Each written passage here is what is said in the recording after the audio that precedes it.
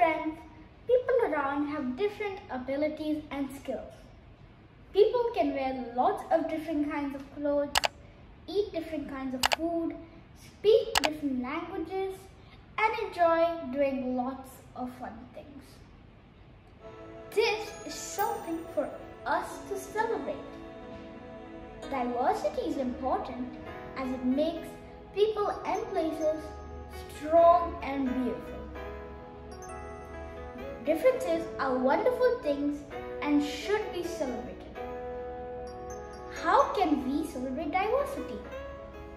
We can celebrate diversity by understanding that everyone is unique, recognizing our differences, and respecting people which are different from our own. Let's do our bit to make the world a happier place and remember that diversity matters.